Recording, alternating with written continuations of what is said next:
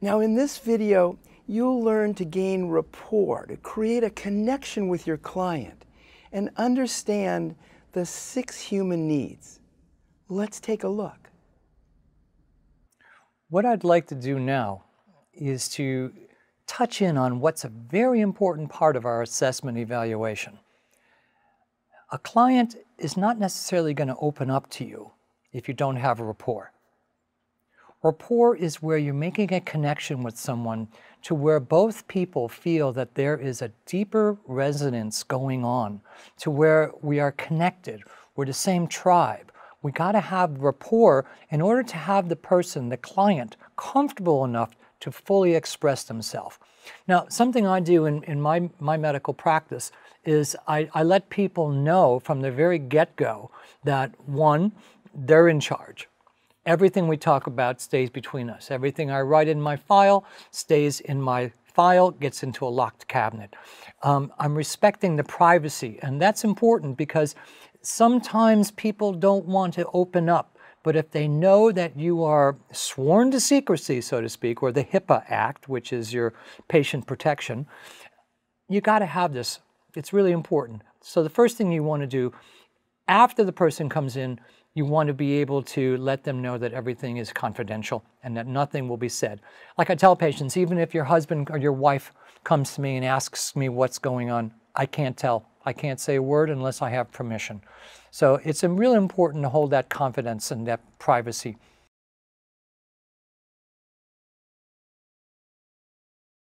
Now, when we look at gaining rapport, this is a key. It's really important.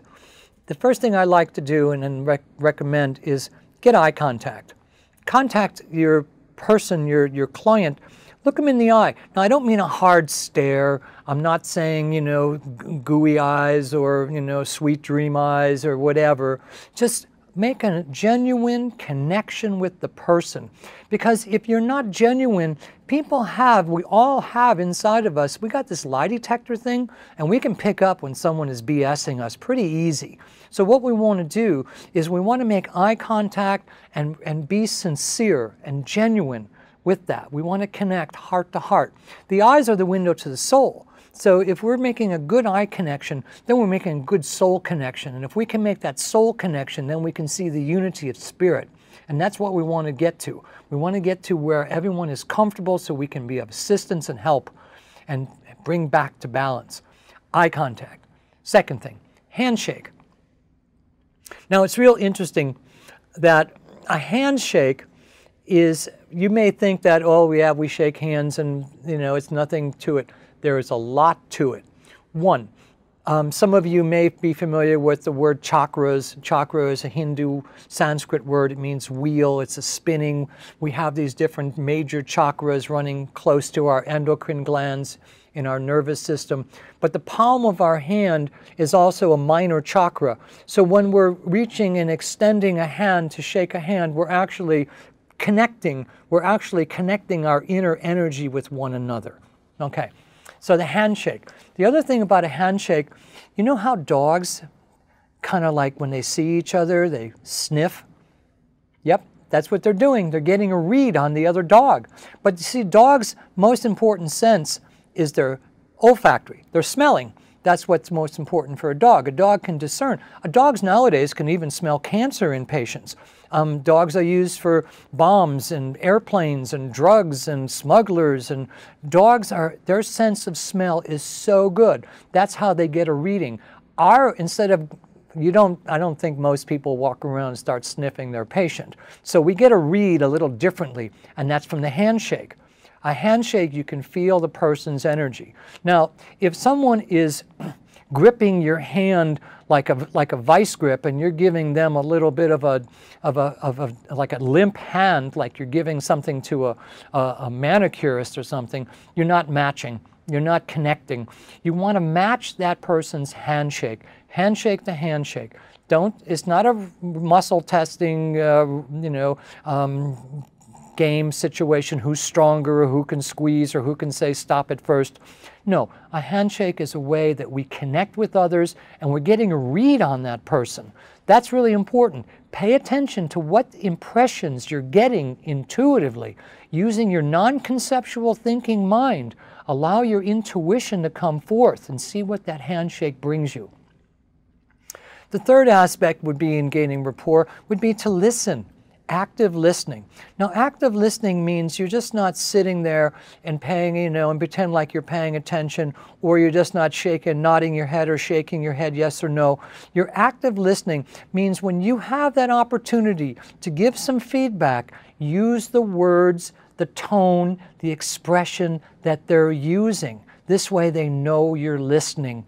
If they say something about their mother and what's happening and the ice cream truck that went down the street when you were a kid and your mother did, you got to pay attention to that and repeat some of those back. You may say, well, remember when you were a kid, I understand you were running for ice cream trucks because we all did that as kids when we heard the jingle come from the ice cream truck.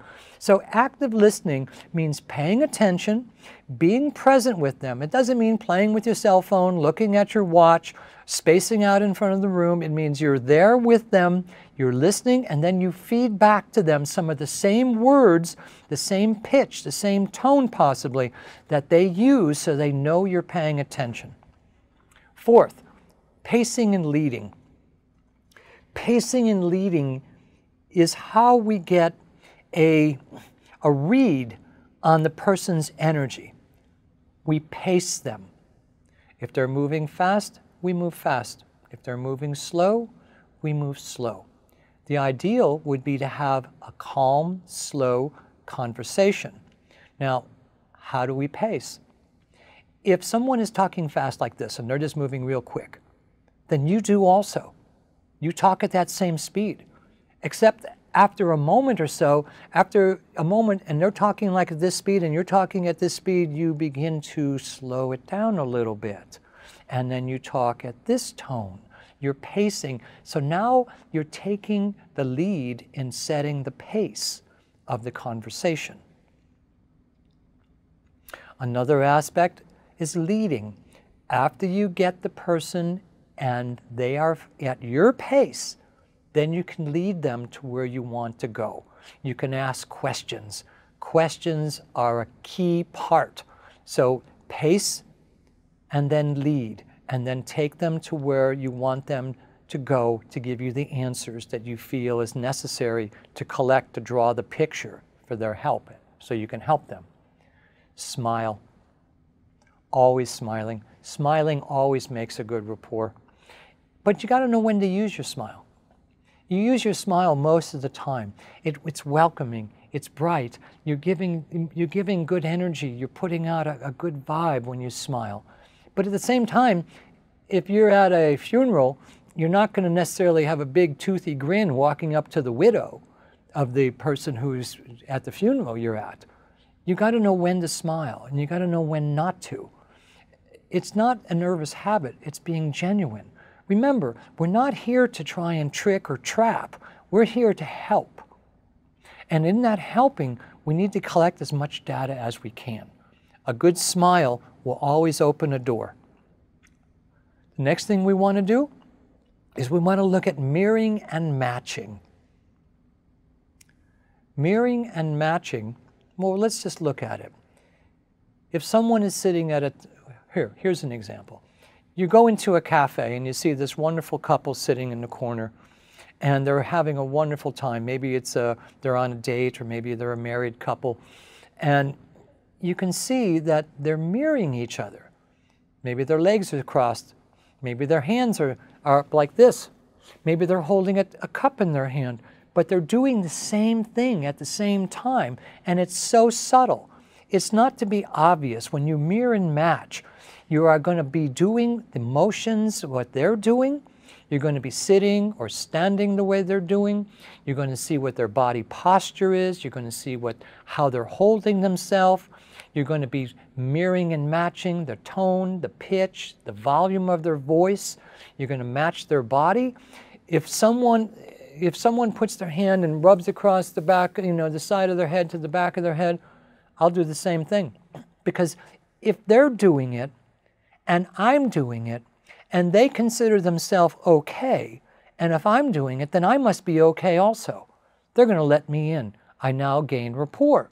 Now, a good way to check your rapport is that you can lead in this mirroring and matching. Maybe you take a step backwards to see if they take a step forward, just to see if there's a mirroring and a matching going on. Or if you open your arms up wide, and maybe they will too. And then you know they're matching and mirroring. If the leg is crossed, cross their legs. If their legs are uncrossed, uncross your legs. If their arms are folded, which is really not what you want, you don't want your arms to be folded, maybe fold your arms and then open them up and see if they open them up, so this way you know you're in rapport. Another way of mirroring and matching is using, again, not only the physiognomy or the physiology of the body, but also the language. Use their words. Use their tone. Use the speed when they speak, and give that back to them. So you can mirror and match by the body and by the language, using the same words, same tone, same speed. Okay? Another way of gaining rapport would be to using something called IQs. Now, IQs are ways that you can tell where a person's thinking is going. We are basically visual, auditory, and olfactory, and kinesthetic. Kinesthetic, we like to hold and touch. Olfactory, we smell. Auditory, we hear. Visual, we use our eyes. The IQs, most people are visual oriented. So you will see when someone is trying to create an idea or a thought form, their eyes are going to look up to the right. If someone is trying to recall an instance that's something that happened, and they're really just going into their thinking mode to recall the situation that happened, they'll look up, their eyes will look up to the left. If it's something, if they're in an auditory frame and they're having an inner dialogue and it's something that they want to create, then they're going to look horizontal to the right. The eyes will naturally shift over. If it's something that they want to remember and they're hearing it in their head, then they're going to look horizontal to the left. So horizontal left, right is auditory. Visual is up, right, up, left. So this way you can tell where they're going with this. Now, kinesthetic, in the feeling, when they feel something, they're going to look down to the left. So the eyes will kind of look down left. They're trying to get in touch. They're trying to feel something inside.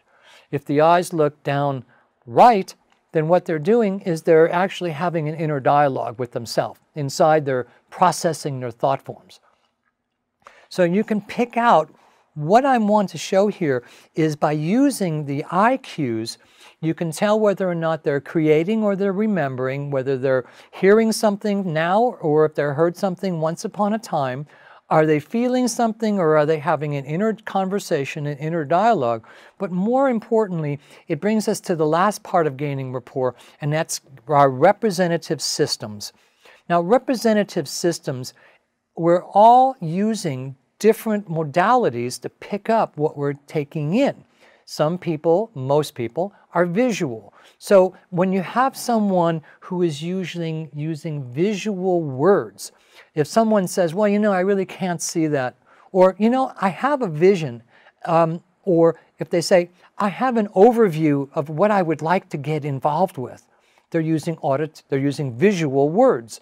So what we want to do is we want to do visual. If there are visual words, then you're going to use body language. You're going to write on the board. You're going to show pictures because they're visually open to receiving what it is you want to present to them. So the visualization is really important. And what we want to do in that visualization is we want to connect. So if they're using words that are visual, then you be visual and also use visual words. Same thing holds true with most people. Second most used sense is auditory. Some people, this is their prime. Some people, most people, this is their secondary sense intake. They hear things. So if someone says, you know, I heard what you said, but it doesn't, I just don't get it. I listened, but I don't hear it. You know, the sound of that didn't really resonate with me. They're using auditory words. So what you want to do is you want to speak with them. You want to maybe put some music that can convey a point, or maybe you have some music softly playing in the background while you're doing your energy work with the person. See if they're auditory. If they're auditory, then they're open to suggestions by the speaking through auditory or listening. The third one that's used most is kinesthetic. And this is when we feel things. We feel stuff internally, or we feel things with our hands or our body. A good way to access that representative system would be when someone is saying, like, you know, I just can't get a handle on it. I understand the concept, but I don't grasp it fully. Maybe you can help me get a feel for it. They're using words that are kinesthetic in nature. So if someone is in a kinesthetic representative system, that's the opening. You want to touch them. You want to put your hand on their shoulder. Or maybe you want to play a little touchy, you know, game with one another. Or shake hands, or hold their hand. Or put your arm in theirs. Because they're in that kinesthetic mode, they're more open to receiving what it is you're going to input and implant and make an impression. So pay attention to the representative system. If it's visual, go visual. If it's auditory, then you go auditory, and the same with kinesthetic. If it's kinesthetic, match them to get in to create rapport. Now, after we have rapport, people start opening up and they start expressing to themselves what it is and why they're with you. They may be there for an energy balancing system. They may be there for a pain or dysfunction in the body. They may be there just to receive healing energy, whatever they want. Now, what we want to do is we want to get an understanding of why they're coming here, and these are what's known as the 6 human needs.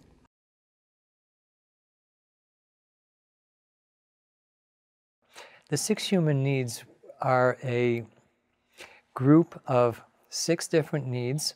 4 of them deal with the persona, and 2 of them deal with our spiritual growth. They were originally wrote about in 1943 by Abraham Maslow in his book, Hierarchy of Human Needs. They have been updated and made more contemporary by Tony Robbins. So we're on the same track, these two, and we are also, because what they're doing is they're helping us understand ourselves. Tony Robbins has taken them, updated them, which I'm very happy he did that, because he brought them more into contemporary view. We're not living in the 1940s, we're living in the 2000s, okay, in the teens. So the 6 human needs, these are what people, we're all doing this, we're all the time trying to find these needs met. Now, I'm going to tell you what they are. 4 of them are for the persona, 2 of them are for our spiritual growth, to up-level and to lift our spirit. What we want to do is we want to pay attention in our conversation, in our dialogue with our client. We pay attention to what they're telling us. They will tell us what they're deficient and what they're not getting, which need is not being met. The first one is certainty. Certainty means safety, stability, secure. That's why you park your car and you lock it, because you want to know it's going to be there when you come back. Stable, secure. That's why a lot of times people get married, because now you know there's a commitment. Certainty. There's certain things that are going to happen. We want to have some certainty in our life, so we know things can be safe and secure. The second human need is uncertainty, or variety. We don't watch the same video every night for years and years. No, we want variety. We don't eat the same food every day, all the day, same lunch, same dinner. No, we want variety. We don't wear the same clothing every day. We want variety. Variety is an important part of us. We want to have these things. We want to have some adventure. So variety is uncertainty, because we don't know what's going to happen. It could be a surprise. You may be certain that people don't care about you, and the next thing you know, you get a phone call. And the phone call says, hey, we're going off on this incredible hike. Please come with us. So now you've got some uncertainty and variety because you're going to get out of your house and you're going to go for a hike. And you're matching the third human need, connection. Connection is where we want to feel part of the tribe. We want to feel connected with others. We want to be loved. We want to have time to have intimacy, friendship, connection, feeling worthy of being loved and loving. So connection is a real important one. I know that some people like to do the connection these days on their phone. That's one of the reasons, I would think, I hope, is to use your phone so often, whether it be texting or Facebooking or calling, is to make connection. We're reaching out to connect with others because we want to have that. We want to feel as though we belong to something. So connection. The fourth human need that deals more with persona is significance. Significance is also known as recognition, somebodyism, praise, you're significant in my life, you're number one. We want to be a somebody to somebody besides ourselves. Now, these again, like I said, these are the four human needs that are for the persona. Significance is where we want to be recognized, acknowledged for who we are and what we do. Certainty, we want security and safety. Uncertainty, variety, we want change. We want to see things different. We would like to have different things. Connection, we want to feel part of the group, part of the tribe. We want to be loved and we want to love. Significance, the acknowledgement, the recognition of being a somebody and to somebody else. Now, the last two human needs are more geared towards our spiritual upliftment. And these are things that we all do all the time. And that would be, we want to grow. We want to expand, whether it be by reading books or watching in videos or getting inspired by something. We want to grow. We want to be able to continue our growth, to release the baggage that we're carrying in our minds and in our bodies, and we want to grow and expand ourselves. We want boundlessness. I remember someone once said to me, actually it was the lady that I go out with, she said to me, Malik, you have to have boundaries because we go to dinner and people ask you what herb or what's this or how you can deal with, or would you look at my blood test? And she says to me, you got to have boundaries. And I said to her, no, I won't have boundaries, which is kind of going against one of the, kind of like a new age kind of a thing to have boundaries. I won't have boundaries. Why should I have boundaries when I'm a boundless spirit?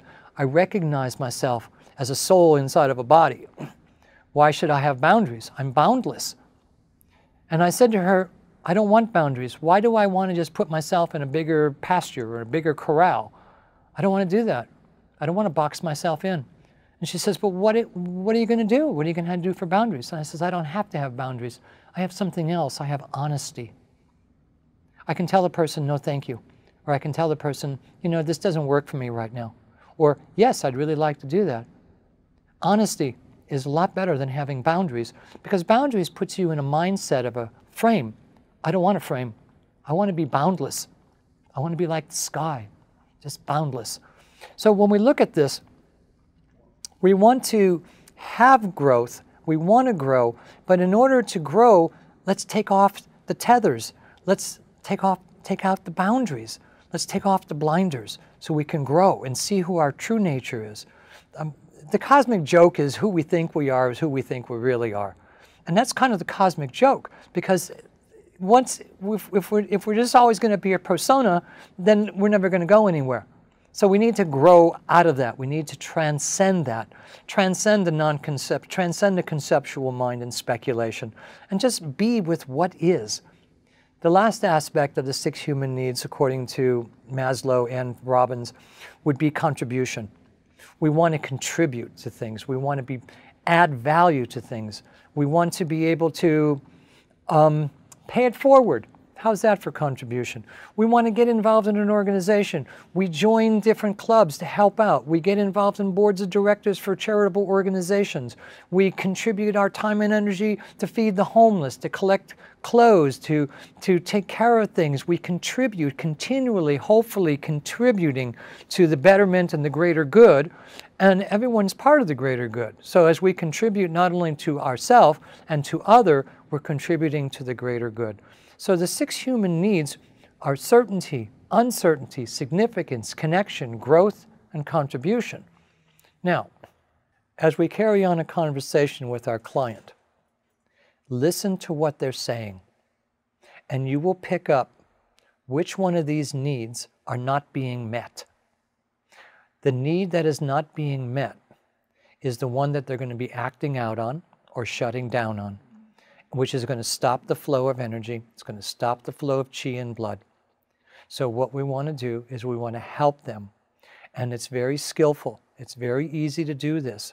It's it's fairly easy to pick out which needs are not being met. And it's fairly easy to help them and give them something to meet that need.